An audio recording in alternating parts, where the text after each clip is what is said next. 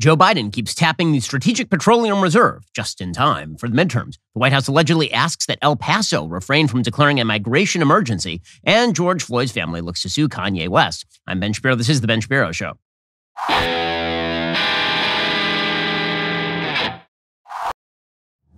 Today's show is sponsored by ExpressVPN. Do you like your web history being seen and sold to advertisers? No? Me neither. Get ExpressVPN right now at expressvpn.com/Ben. Speaking of which, have you ever read the tiny print when you start browsing in incognito mode? It says your activity might still be visible to your employer, your school, your ISP.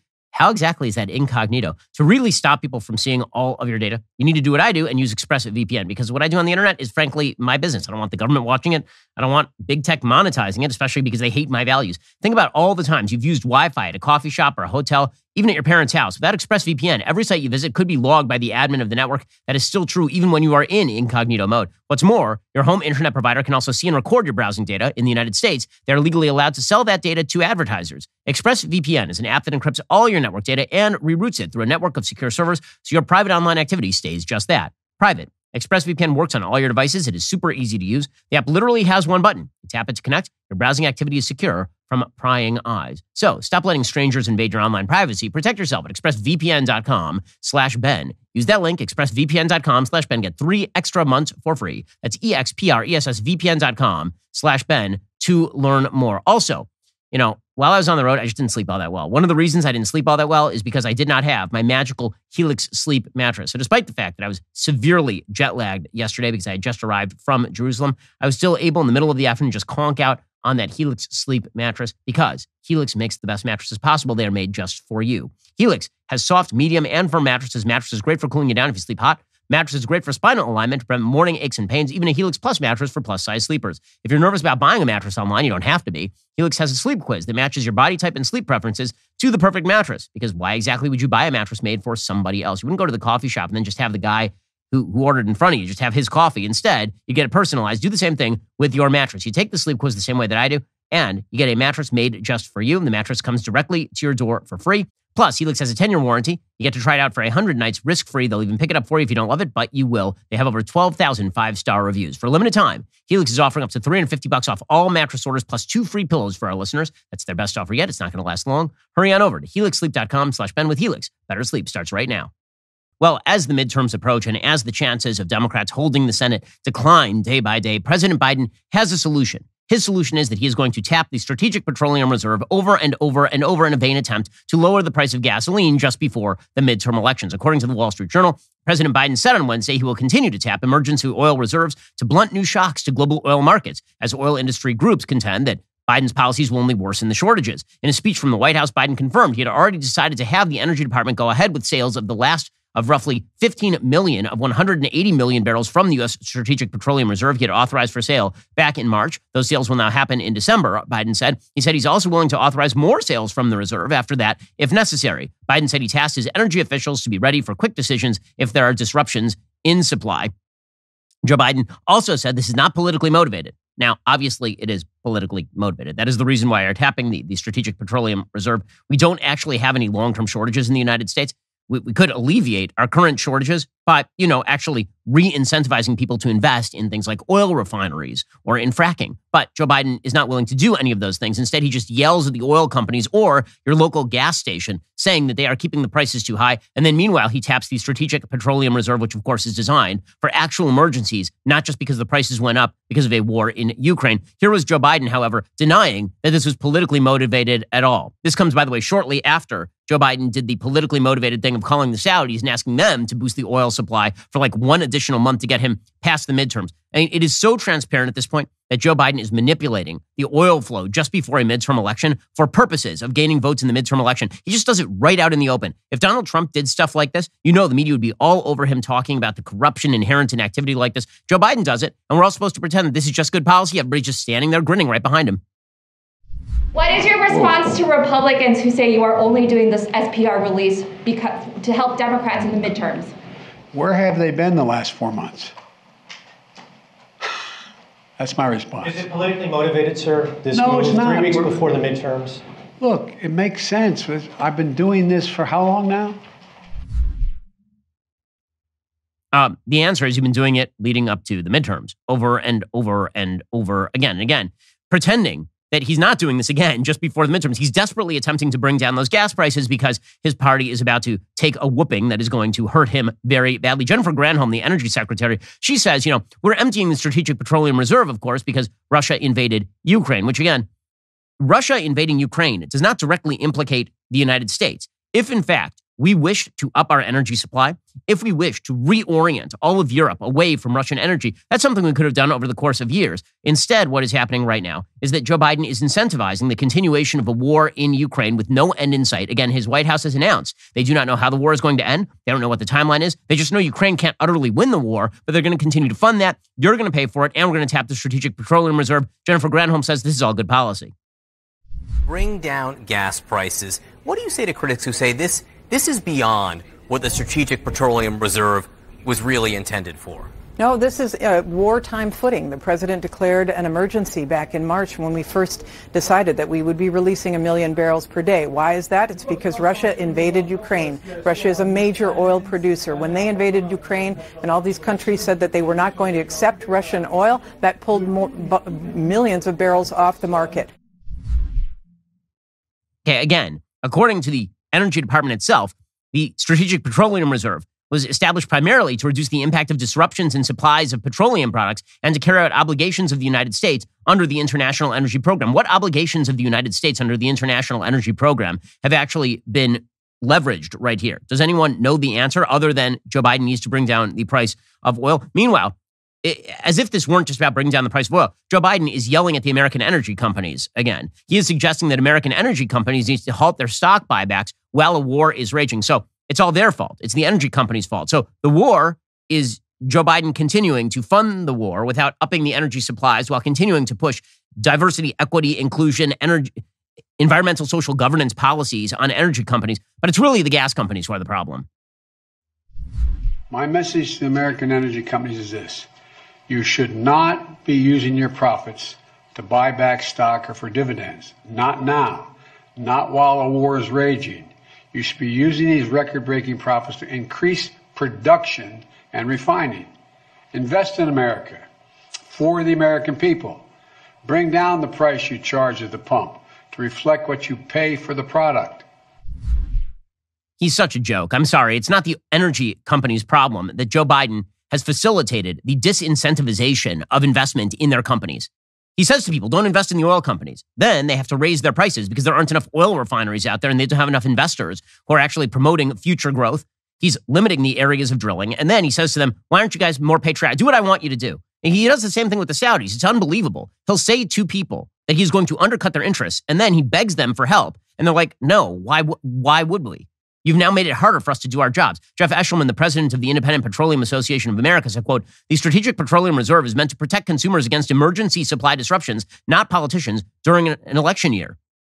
His group represents thousands of typically smaller and mid-sized exploration and production companies. He said the Strategic Petroleum Reserve release is a short-term fix for prices at best. Quote, it not only reduces our capacity to protect ourselves in case of a true emergency in the future, but also increases America's reliance on the politically volatile countries that currently provide most of our oil. That's correct, of course. If you're tapping the SPR right now, what happens when you run out of oil in the SPR? And now you're more dependent on all the countries that Joe Biden pretends to hate. When I say pretends, I mean pretends. I mean, he's literally going to Venezuela right now and attempting to have them reopen their oil industry by lowering sanctions on what is a communist hellhole state led by Nicolas Maduro. It's such an obvious politically corrupt move here by Joe Biden. As the Wall Street Journal editorial board points out, White House officials accuse OPEC and its allies of manipulating oil prices, but then what do you call what Biden is trying to do? 3 weeks before Election Day, Biden is ordering 15 million more barrels released from the SPR to reduce gas prices. The new releases are a sign of political desperation. Crude price climbed after OPEC Plus this month announced a 2 million barrels a day cut in production. This is really closer to a 1 million barrels a day since many countries aren't meeting their quotas right now. But as day follows night, U.S. gas prices have increased and the political timing could not be worse for Democrats. The administration says its planned drawdown will add about 500,000 barrels a day to global supply in December, which is misleading. About 1 million barrels a day on average have been released since spring. The drawdowns were scheduled to end next month, so the new releases will merely prevent supply from contracting more than it otherwise would. The main problem is that oil demand has now outstripped supply amid the post-pandemic economic recovery owing to lack of investment, especially in the United States, which had been the world's swing producer. U.S. production has been flat since May. Now, again, if you actually wished to battle the Russians in Ukraine, what you need to do is strengthen America's energy industry. Joe Biden has neglected all of these things. The swing producers, as the Wall Street Journal are now, Saudi Arabia and the UAE, which Joe Biden has been busily attempting to alienate by undercutting the Abraham Accords, by negotiating with the Iranians until the point it became so embarrassing he couldn't negotiate with the Iranians anymore, by going out publicly and ripping on the Saudi government. Genius moves here by Joe Biden, that supposed adult in the room. The Biden SPR releases have probably helped reduce prices at the margin, but one risk was always that crude prices would rise when releases tapered off, and here we are.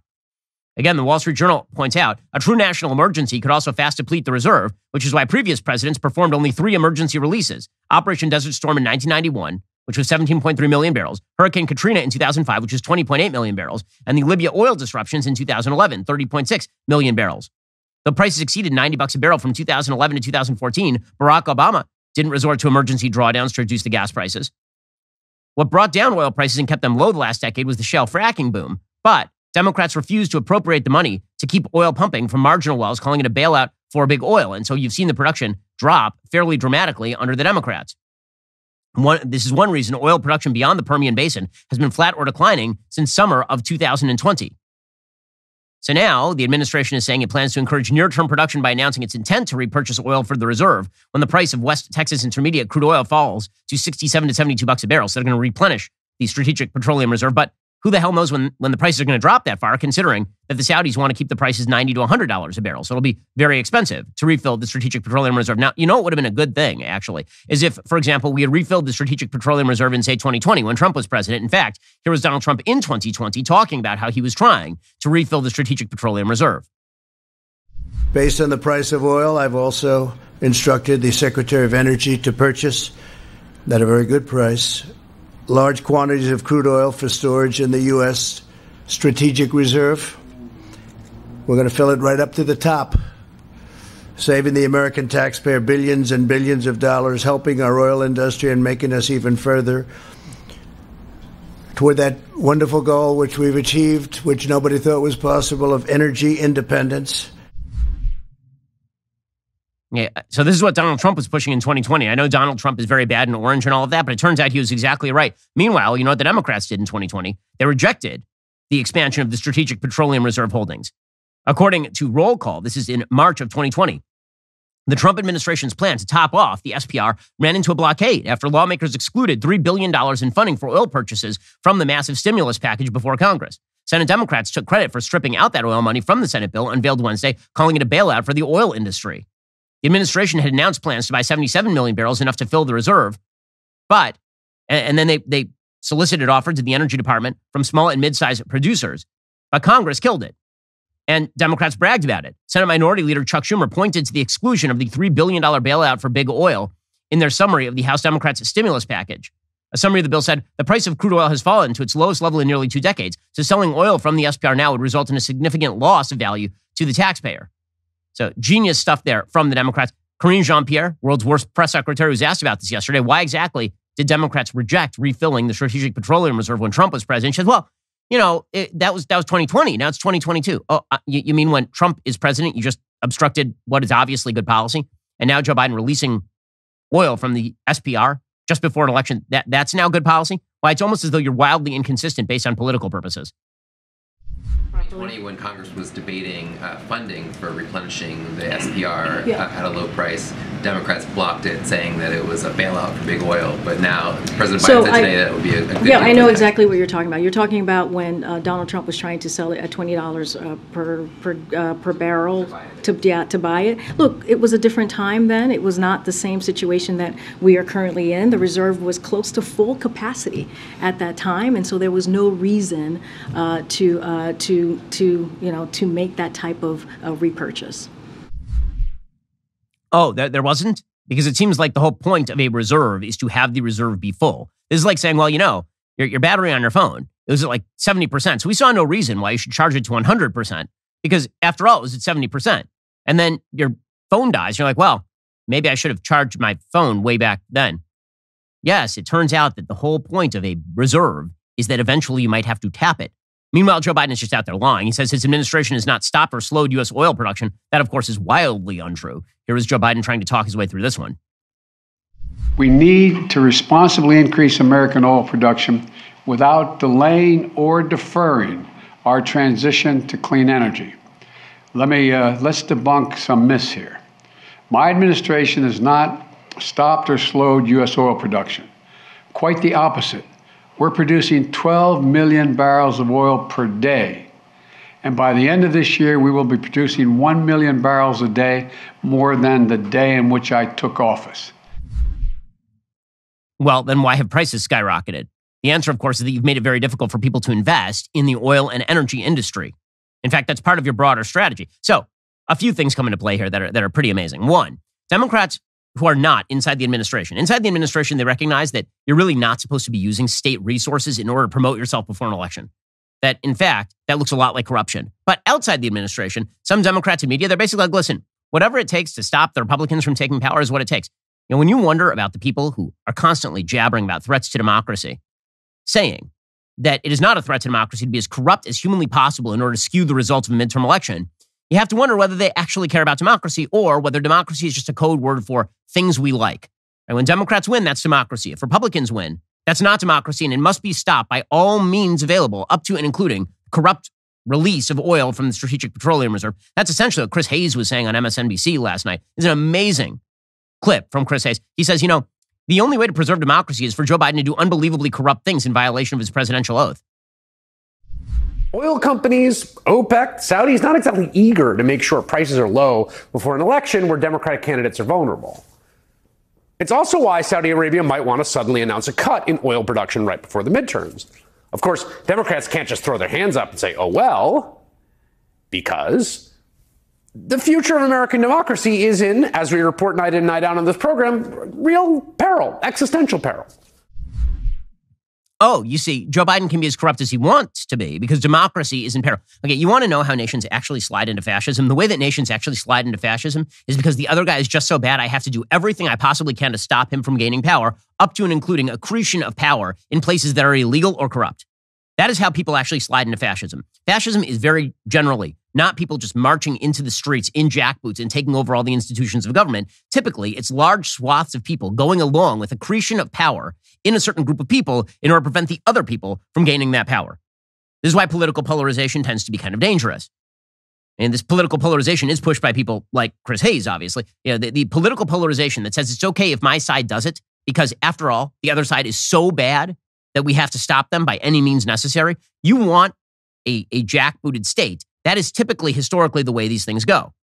It's important to remember, whenever people talk about the rise of fascism in Germany, for example, it's important to remember the centralization of power in the executive branch in Germany preceded Hitler, and it was largely created as a response to the rise of the Communist Party in Germany. And so all of these sort of conservative forces, meaning the anti-left forces, the anti-communist forces in Germany, they basically consolidated around accretion of power in the executive branch before Hitler had even been elected to the chancellorship in Germany. The same thing, by the way, happened when it came to Mussolini was appointed by the King of Italy and actually operated under democratic auspices for the first several years of his tenure. It was only in about 1924 when Mussolini actually turned himself into the full-fledged dictator. He actually took power in about 1921.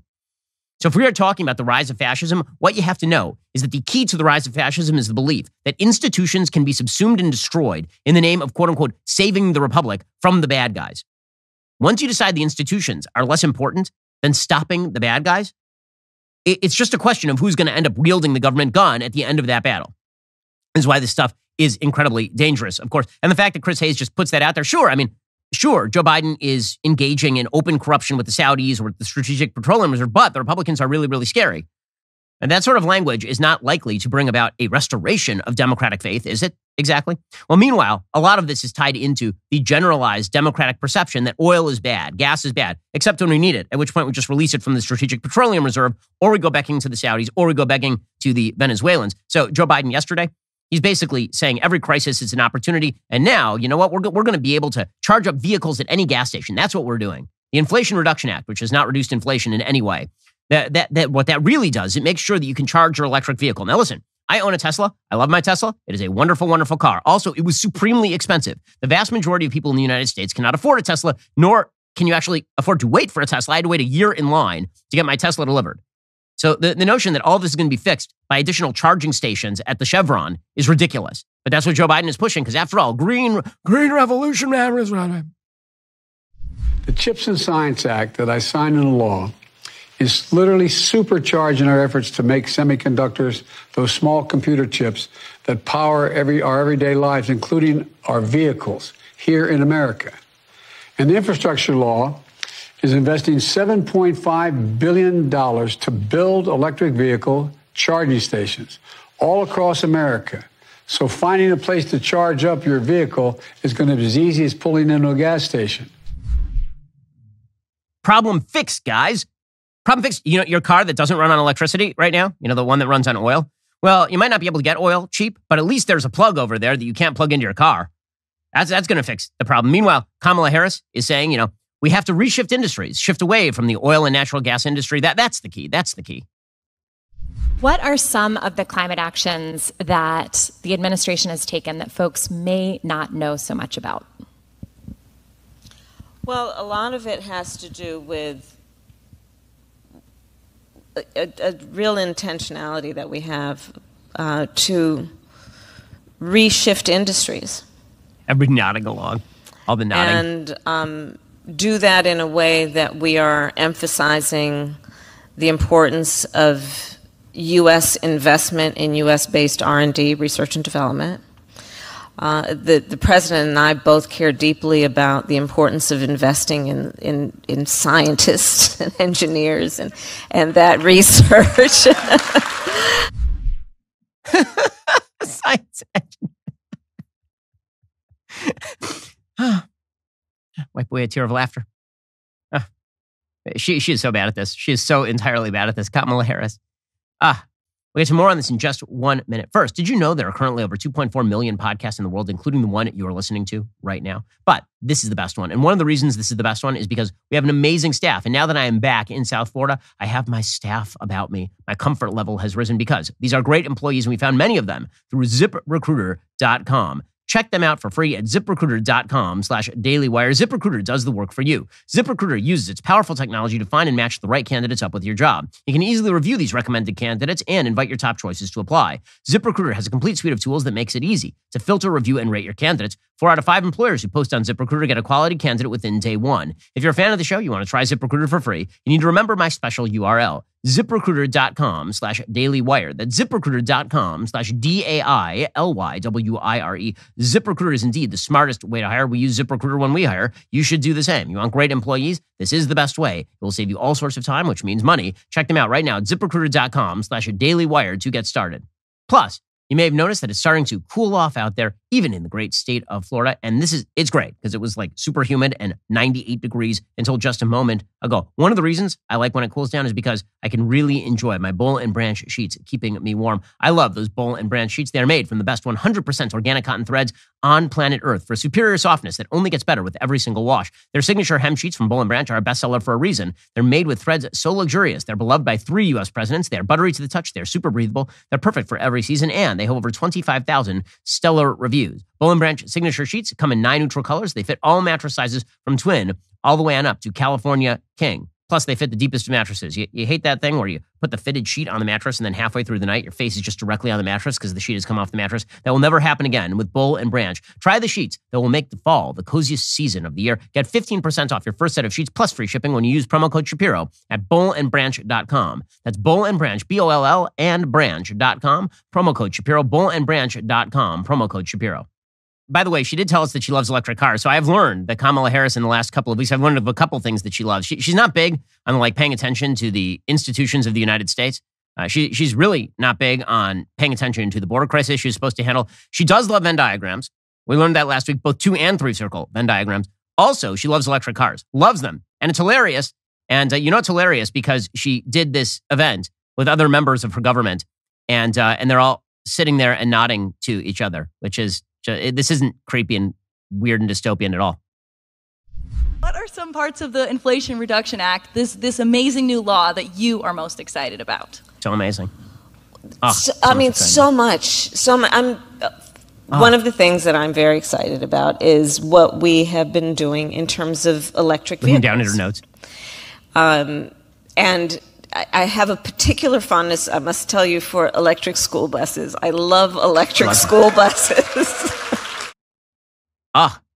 She loves electric school buses. Also the magic school bus. She loves the magic school bus also. And Miss Frizzle, the whole gang. So this is the genius move by our administration. They can be as corrupt as they want to be and also rely on electric buses. That'll fix it. By the way, you may have noticed that the electric vehicle revolution actually requires a pretty significant drain on the power grid. That power grid is traditionally powered by fossil fuels, and that is rather a large problem. All of this is part and parcel of a broader energy agenda of the left that bears no relation to reality. And I have to say, I do admire and love. She speaks of things she loves. Kamala Harris, she loves electric vehicles and Venn diagrams. The things that I love, among the things that I love, are radical environmental protesters. I love them. I love them because they say the quiet part out loud, which is that everything they believe is absolutely idiotic. So there are a bunch of environmental protesters who decided to glue themselves to the floor around a Porsche. They're actually at a VW factory. And a person named Gianluca Grimalda, who's a researcher for the Kiel Institute for the World Economy, he decided to glue himself along with some of his friends to the floor here. And then he released a video talking about how 9 people glued themselves to the floor of the Porsche pavilion in Germany. And they went on hunger strike until their demands to decarbonize the German transport sector are met. So they will sit there with their hand glued to the floor until people stop using carbon-based energies. So 100 years from now, their skeletons will just be glued to the floor. I guess at that point they'll have slumped over because the skin that's actually glued to the floor won't be there anymore, just through the natural processes of disintegration. Anyway, here is this scientist, Gianluca Grimalda. We know he's a scientist because he's wearing a white coat. And I'm here in the Porsche pavilion in the Autostadt of Wolfsburg to denounce the responsibility of Volkswagen in the climate emergency. Pause right there for a second. Okay, so I just want to scroll back for like 1 second. In this video, he's literally sitting next to a Porsche that says on the license plate, e-hybrid. So he was protesting the carbon-based fossil fuel energy sitting next to an e-hybrid. These geniuses. Okay, we can continue with this guy. In the climate emergency that we are facing, we are observing famines, floods, droughts, and many other extreme weather events. We know that is the cause, and we know that we must stop CO2 emissions. We know that we must decarbonize. So, yeah, that's great. By the way, he also tweeted out, this is so funny. I can't get over this. He tweeted this out, quote, VW told us that they supported our right to protest, but they refused our request to provide us with a bowl to urinate and defecate in a decent manner while we are glued, and they've turned off the heating. People in support can't get out of the building. Oh, man. Well, if it isn't the consequence of your own gluing your hand to the floor. Like an idiot. Guys, next time you decide to glue your hand to the floor of a car factory, you might want to think about cathing yourself, or at least where you plan to poop. But apparently, these geniuses, they didn't think about the future. These are the people who are in charge of the future, actually. We should listen to them about all things with regard to the future, because they clearly think about the future not beyond about 42 minutes. And so this morning, I woke up very, very early with my smallest child. Before we went on a car ride, I asked her if she had to go to the bathroom, because otherwise she might have to go to the bathroom in the car, and she's 2.5. So she said, I will try before I get in the car. She's 2.5 and had the foresight to recognize that perhaps before you do a thing that's going to be time consuming, you might want to go to the bathroom or make provision for such. These guys glued themselves to the floor in a hunger strike. So unless that hunger strike was going to be 32 minutes long before they had a coffee break, what exactly did they think the logic was? These are the people who think about the future. And probably they should run our energy policy. We should listen to them. Meanwhile, speaking of aspect of corruption just before the midterm elections, according to the New York Post, the Biden administration pressured the Democratic mayor of El Paso, Texas, to not declare a state of emergency over the city's migrant crisis due to fear it would make President Biden look bad, according to the New York Post. At least 3 of the El Paso City Council's 8 members have urged Mayor Oscar Leeser to issue an emergency declaration in response to the thousands of migrants who have filled the city shelters and are being housed in local hotels, sources familiar with the matter said. But Leeser admitted during a private phone conversation last month he'd been directed otherwise by the Biden administration, according to one of the officials. He told me the White House asked him not to, said Councilmember Claudia Rodriguez. Rodriguez also said Leeser has repeatedly assured her he'd declare a state of emergency if things got worse, without saying exactly what that meant. U.S. Representative Tony Gonzalez, Republican of Texas, whose district covers rural areas and border towns near El Paso, also said he heard similar accounts from other city officials. Quote, it's a sleight of hand what the administration is doing, pressuring the local government to not issue a declaration of emergency to say as if everything is going okay. Gonzalez also alleged the White House has done the same thing in other parts of my district, which have also seen huge numbers of migrants seeking refuge. Leeser declined to speak with the Post, but said in a prepared statement, I don't bow to pressure from any side. I make decisions based on current circumstances. Is that really what's going on? By the way, is there a crisis in El Paso? Well, Bill Malugin, the Fox reporter who, according to Politico, has really ticked off the White House for the great crime of showing what is happening at the border on camera, he tweeted out yesterday about the border crisis continuing in El Paso, 500 people arriving in just one night in El Paso. Here's what that sounded like. You can see 500 illegal crossings in multiple groups before sunrise in Eagle Pass this morning, including this group of 300 plus migrants. In the last week alone, Del Rio Sector Border Patrol reports 8,239 illegal crossings and 3,353 known gotaways. That's in 1 week. Okay, so that means in excess of 11,000 illegal immigrants crossed the border, and 3,300 of them got away.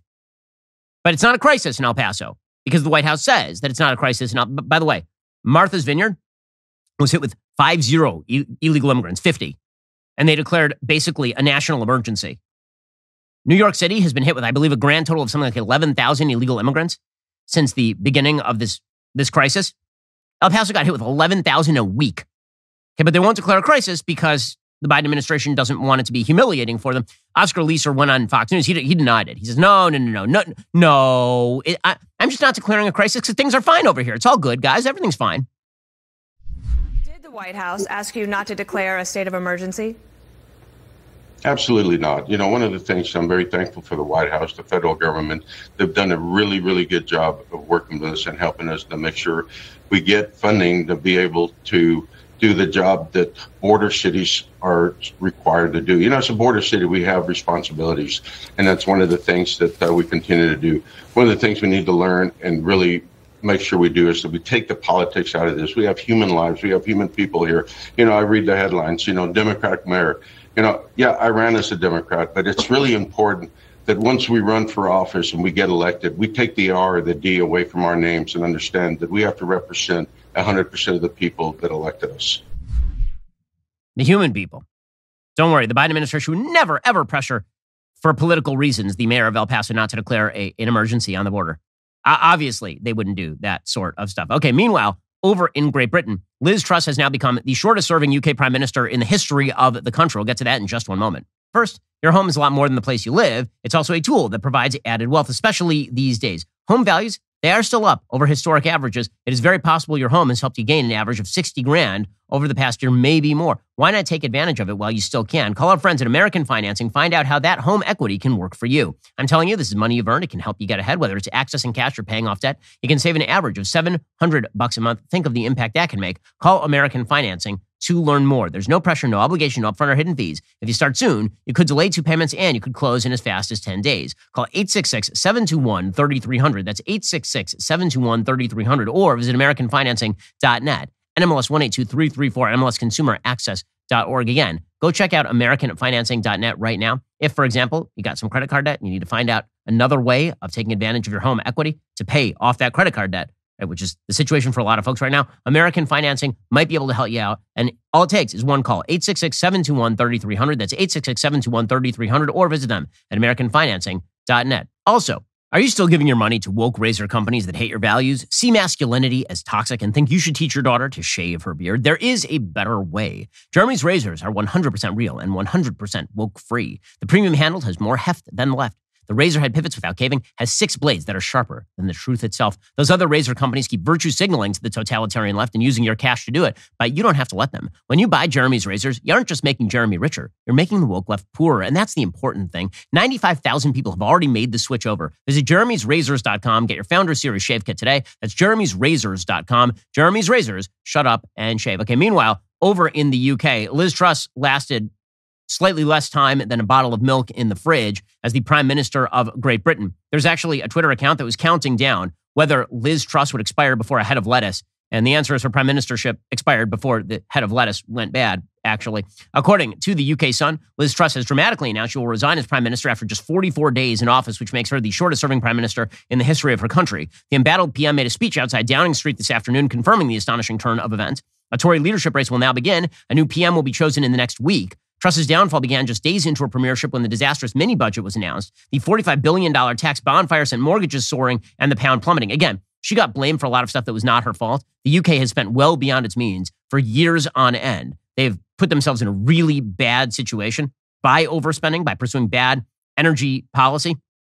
And again, she was basically put on the chopping block for all of that. She was handed a losing hand, and then she played that hand very poorly. It's caused uproar among Tory MPs who questioned why the PM was cutting taxes for the rich as hard-up Brits suffer in a crippling cost of living crisis. Truss tried to save her career by bringing in the more moderate Jeremy Hunt to replace ally Kwasi Kwarteng as chancellor. Hunt then tore the mini-budget to shreds, a move that calmed down markets, but the damage had already been done. Restless MPs began calling for the PM's head, all of which raises the question as to why the Tories bothered getting rid of Boris Johnson in the first place. If what they actually wanted was just a continuation of Boris Johnson's fairly middle-of-the-road, lukewarm capitalism, then why not just stick with Boris Johnson?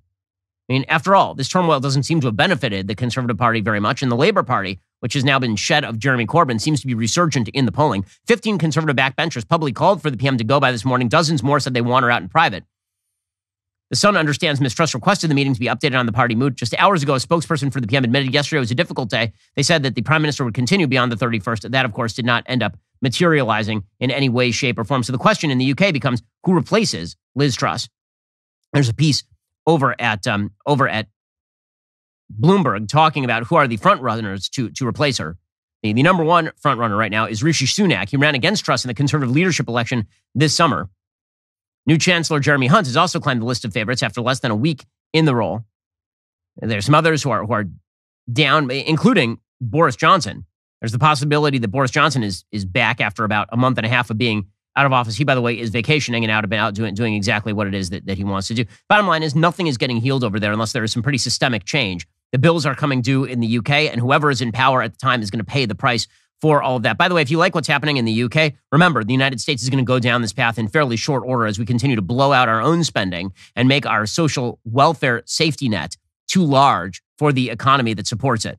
So, again, more chaos in the UK. None of that is shock. An attempt to blame this on the right, however, ignores the fact that it really is big government policy that has led to the financial impasse that has sunk Liz Truss's prime ministership before it even began. Okay, meanwhile, in other news, Kanye West is now being sued, apparently, by the George Floyd family.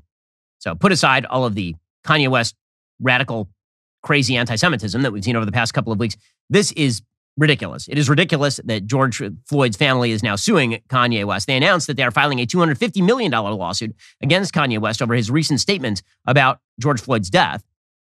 The rapper, who goes by Ye, erroneously declared on a podcast Floyd died from fentanyl, not as a result of police brutality, according to Yahoo Entertainment. Now, again, erroneously declared on a podcast that Floyd died from fentanyl?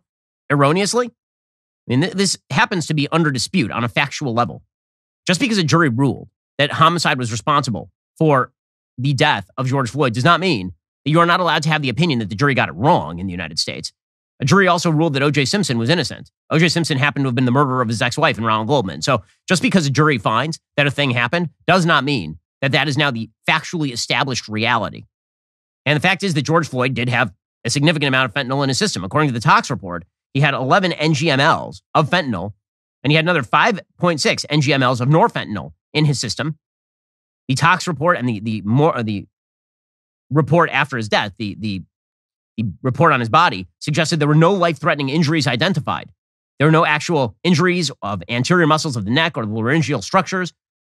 There was no facial, oral, mucosal, or conjunctival petechiae. There was no chest wall soft tissue injuries, rib fractures, vertebral column injuries, or visceral injuries. Now, the reason I assume that Ye has been declaring this is because, of course, Ye has been promoting Candace Owens' documentary. The documentary is worth watching. It is quite good. The Greatest Lie Ever Sold. So what exactly does the documentary say about all? Well, why don't we begin with this? Here's the Floyd family lawyer on suing Kanye West. I wonder if this will mean that Kanye West's comments about George Floyd will gain even more attention. Does that factor into the decision to move forward with this lawsuit? Well, we're going to move forward, and whether or not it receives more attention, we think it's a very important issue in this country. I mean, people are talking about free speech, but people also need to understand the limitations. If you're going to use other people's name for profit, if you're going to profit from other people's pain, if you're going to re-traumatize people, then you have to pay for it, just like Alex Jones paid for it in the verdict against him for nearly $1 billion. Okay, I'm sorry, but first of all, defamation does not apply to those who have passed away. This is a legal matter. You can't defame somebody who's already died. So there's that. Also, it happens to be that truth, or at least the possibility of truth, is a defense to any defamation claim in the first place. And The Greatest Lie Ever Sold does a very good job of going through all of the fact patterns with regard to what exactly happened in George Floyd's death. Here is a clip from The Greatest Lie Ever Sold, which you should go check out over at DailyWire, plus is Candace's new documentary. They had to have the jury believe that it was a neck restraint, it was the knee on the neck, it was asphyxiation that killed George Floyd. However, there was a ton of evidence that George Floyd consumed a toxic, lethal cocktail of fentanyl and methamphetamine. Did it appear that Mr. Floyd said, "I ate too many drugs"? Yes, it did. Let's put it in perspective. 3 grains of fentanyl on the head of a lead pencil, enough to kill you, enough to kill me. And so they had to continuously inculcate the public to believe that Derek Chauvin intentionally, premeditatedly murdered George Floyd, and drugs had absolutely nothing to do with it. As Lindsay and the toxicologist presented that awful testimony. Do you recall describing the level of fentanyl as a fatal level of fentanyl? I recall describing it in other circumstances. It would be a fatal level, yes, in other circumstances. Had Mr. Floyd been home alone in his locked residence with no evidence of trauma, and the only autopsy finding was that fentanyl level, then yes, I would certify his death as due to fentanyl toxicity. Okay, so again, all of that is straight from the documentary. There's nothing false about anything in the documentary. All of that is well established. All of it is well verified. The attempt to try to suggest that you're not allowed to say this sort of stuff is, in fact, a restraint on free speech. The lawyers for Floyd's family, by the way, have said they're not going to file a defamation lawsuit because, of course, they don't actually have the standard. They're going to say intentional infliction of emotional distress, which, no, that is not going to fly under any circumstances. The fact is that the attempt that is ongoing right now to basically verboten anything being said in defiance of the narrative on things like George Floyd or Black Lives Matter is the reason why Candace made the documentary The Greatest Lie Ever Sold, which, again, you should go check out over at DailyWire Plus. By the way, some of the things you're not supposed to talk about with regard to George Floyd's death is the simple fact that a different angle shows that Derek Chauvin's knee is actually on the back of George Floyd, not on the back of George Floyd's neck. And you can actually see his knee is on George Floyd's shoulder. It was characterized as such by witnesses for the prosecution in that particular case. Again, truth is of very little consequence when you are attempting to establish a narrative about the supposed racism of the United States more broadly. Speaking of the supposed racism of the United States more broadly and of our institutions, I do have to comment on what is a ridiculous statement by Kim Davis. She's the NHL Executive Vice President of Social Impact, Growth, and Legislative Affairs. If this is your job, by the way, what this means is you have to spot racism everywhere. If you're the chief of diversity at a college, you're going to say everything is diverse, we're great. You're going to pay like $350 a year. Or you're just going to say that everything is very, very bad. So here we have Kim Davis, again, NHL EVP of Social Impact, Growth, and Legislative Affairs, saying that the NHL's first internal demographic study found its workforce to be overwhelmingly white. Oh, you mean because the vast majority of people who play in the NFL are white, and the vast majority of people who watch the NFL are white, and the vast majority of people who play hockey are white? I'm shocked. I can't believe it. But unless all sports, unless all institutions in America are demographically representative, except for the NBA. Shut up about the NBA. Unless they are representative, this means that some grave injustice is being done, according to Kim Davis. Having said that, we know we have work to do with women of color, and we're leaning into that. I think the thing that you should take away from the workforce study is that it is a progressive outlook on how you begin to manage your talent. And it is progressive in that it's a self-identified report. So of our approximately 4,200 employees across the league and the club, 67% of our employees participated in it, and this is how they self-identified. And we will take this benchmark every 2 years and measure our progress over time. Listen, it's my belief that for the sake of equity, every institution in America must be demographically representative. I've been told by Ibram X. Kendi that unless every institution in America is demographically representative, then what that means is that equity has not been achieved. It means racism is a part of the system, which means every institution in America must be half women, 58% white, 19% Hispanic, and 12% black. Every institution, including the NBA. Otherwise, obviously, systemic racism is the cause of all of this. Alrighty, guys, the rest of the show is continuing. Now you're not going to want to miss it. We'll be getting into a company pulling out of California after pointing out that San Francisco has descended into sheer chaos. Plus, California is making sure that they are now a trans kid tourism state. We'll get to that in just a second. If you're not a member, click the link in the description and join us.